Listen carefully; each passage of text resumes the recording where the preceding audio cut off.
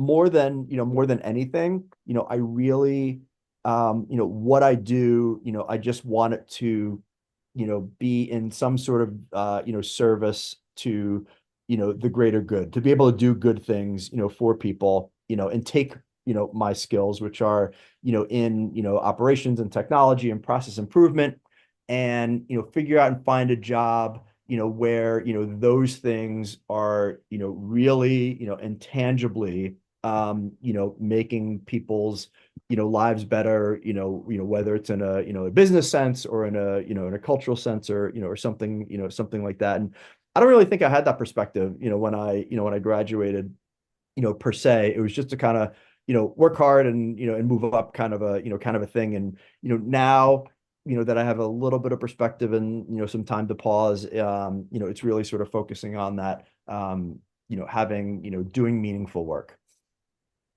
I really do think I just fell into the niche that I ended up liking so much. And I think once I found that, I wanted to stay in that area and didn't really want to leave it, which I think is what drove my job switches.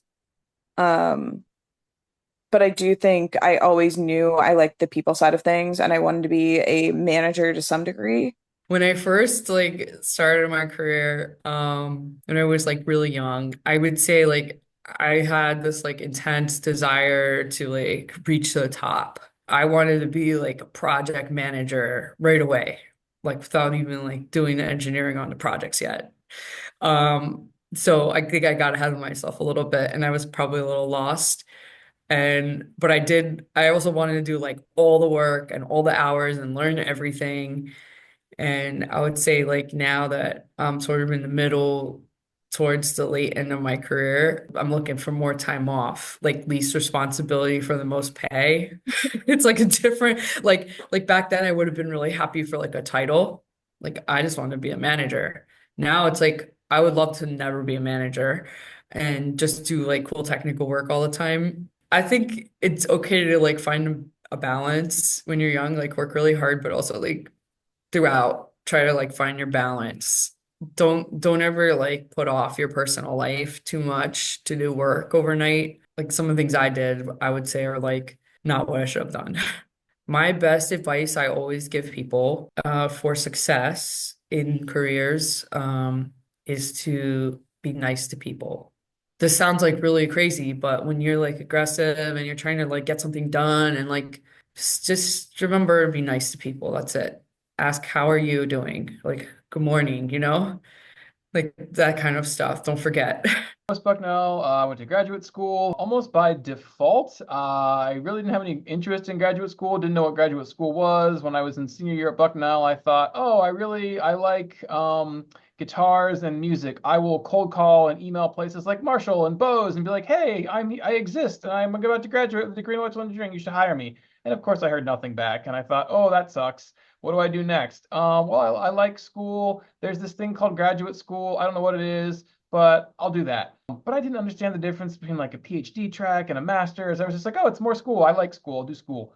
So I went to a school, not realizing I was on a PhD track, and I got there, and it was an R1, which again, very different from Bucknell, which I didn't understand because I grew up in Lewisburg, and I was like, oh, all schools are like Bucknell. Not all schools are like Bucknell. I had zero help.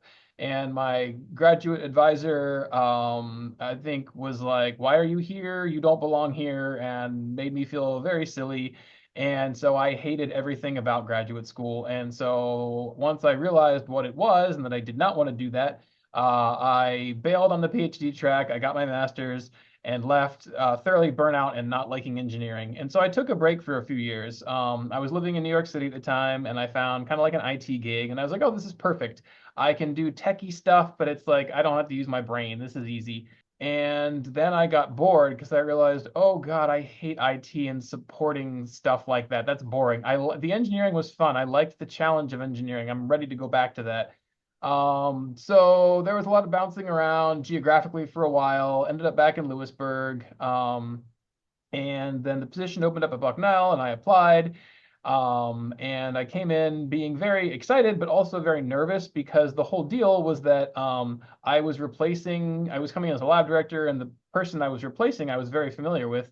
And he was awesome. And he was the guy who was like, oh, I build stuff and do like hands-on practical things, which I always thought was so cool.